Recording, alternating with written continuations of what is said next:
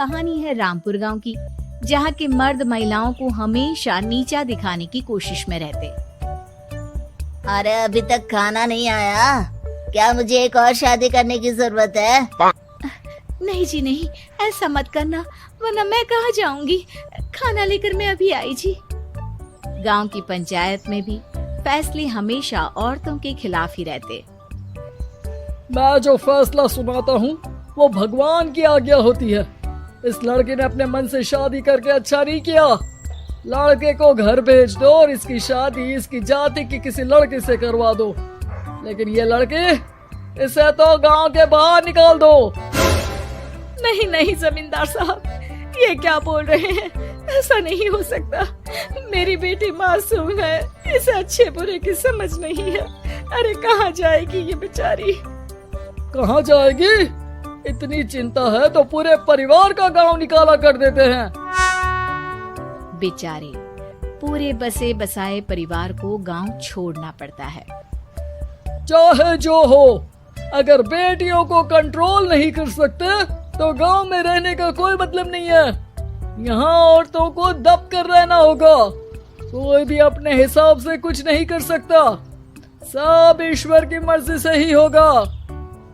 तभी गांव का एक आदमी दौड़ा दौड़ा आता है।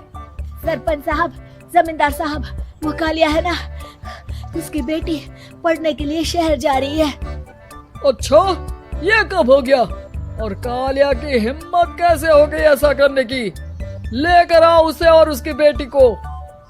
बस फिर क्या था, हाजिर हो जाते हैं कालिया और उसकी बेटी सरपंच के सामने। अरे कालिया, ये क्या सुनने में आ रहा है? बेटी को इंजीनियर बना रहा है तू?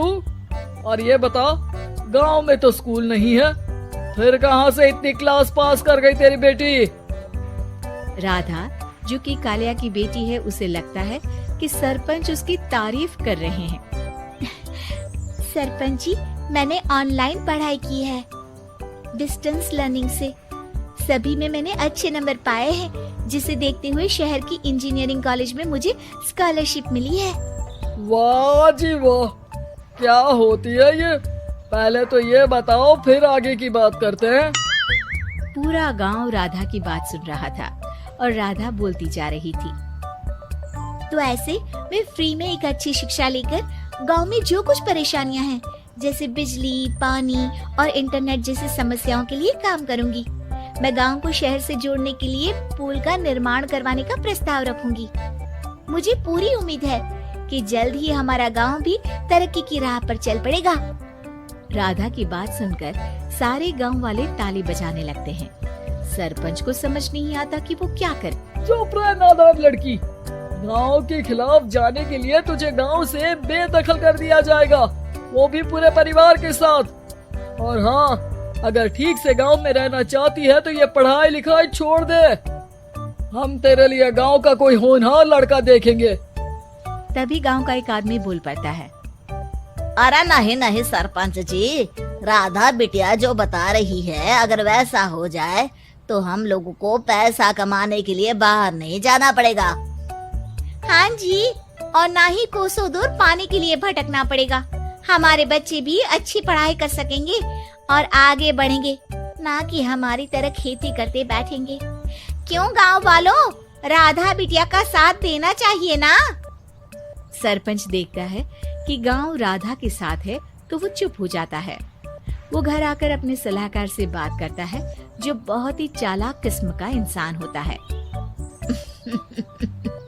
अरे सरपंच साहब, आपको बहुत ही होशियारी से काम लेना पड़ेगा। एक बार गांव तरक्की कर गया, यहाँ के बालक पढ़ लिए तो कोई ना पूछेगा आपको।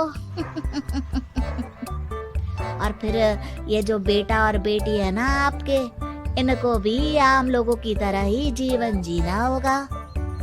हाँ, लेकिन करे तो क्या करे? वो ना आप मुझ पर छोड़ दीजिए, बस मैं जैसा बोलूं करते जाइए।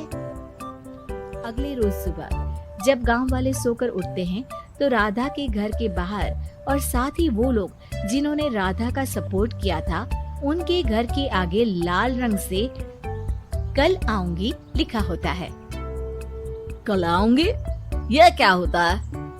अरे यह तो खून से लिखा है, लगता है कोई भूत प्रेत या चुड़ैल का साया है। चलो सरपंच जी के पास चलते हैं। सभी सरपंच के पास जाकर उसे सारी बात बताते हैं। अरे ये तो बड़ी मुश्किल की बात है। चलो मैं एक बाबा को जानता हूँ, उन्हें बुला लेता हूँ। सरपंच बाबा को लेकर गांव के घर के बाहर जाता है। ओहो, तो ये वो चुड़ैल है जो उन लोगों को निशाना बनाते हैं जो गांव को बदलने का सपना देखते हैं। वो गांव को ऐसे ही संपन्न देखना चाहती है, वो नहीं चाहती कि कोई बाहरी यहाँ का कायाकल्प करे। क्या तुम लोगों में से किसी ने गांव को बदलने की सोच रखी है? तभी राधा की माँ रोते रोते आती है। मेरी राधा घर से गायब हो गई है। अरे कोई तो बचाओ, मेरी बच्ची कहाँ गई?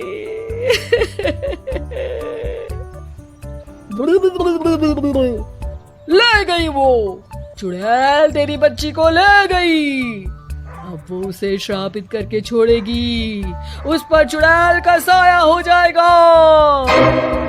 तभी बुरी सी हालत में राधा भी वहाँ आ जाती है। उसके बाल चुड़ैल की तरफ फैले होते हैं और कपड़ों में खून लगा होता है। सभी राधा को देखकर डर जाते हैं। माँ, पता नहीं मुझे कौन उठा कर ले गया था। अरे दूर हो जा चुड़ैल, अब हम लोग इस गांव में नहीं रुकेंगे। अरे कैसी बातें कर रहे हैं आप?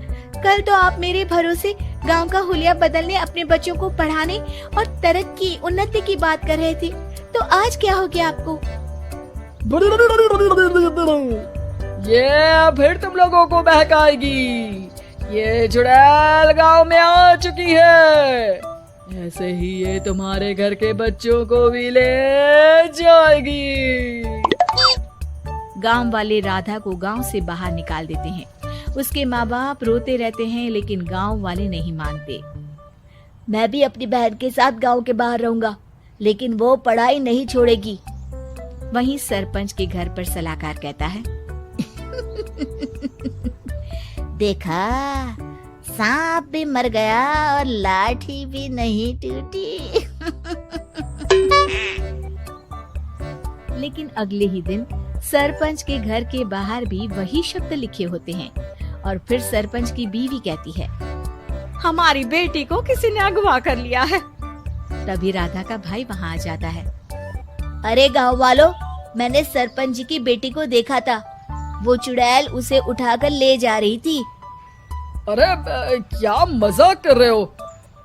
नहीं नहीं सरपंच जी, आप नहीं जानते। वो चुड़ैल अब आपकी बेटी में आ जाएगी, जैसे राधा के अंदर आ गई थी। तभी सरपंच की बेटी वैसी ही हालत में वहाँ आती है जैसे राधा आई थी। पापा, पता नहीं कैसे मैं गायब हो गई थी। चुड़ैल, इसके अंदर भी चुड़ैल का साया है, मारो इसे। अरे नहीं नहीं, इसे भी राधा के पास गांव के बाहर ही भेज दो।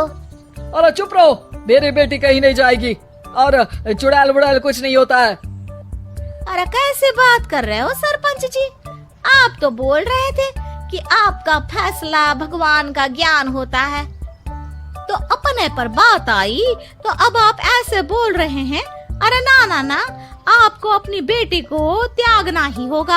अरे बुलाओ बाबा को। राधा का भाई बाबा को ले आता है, जिसे अब गांव वालों के डर के कारण सच बोलना पड़ता है। मैं कोई बाबा नहीं हूँ, मैं तो मोची था। ये सलाहकार महोदय ने मुझे कहा था एक्टिंग करने को। अब वो मुझे पैसे देने वाले हैं। अब मुझे माफ कर दो। गलती हो गई, मुझे माफ कर दो। तभी वहाँ राधा आ जाती है। देखा सरपंच जी, जब गांव के बच्चे साक्षर होंगे तो आप जैसे लोगों की चालाकी नहीं चलेगी।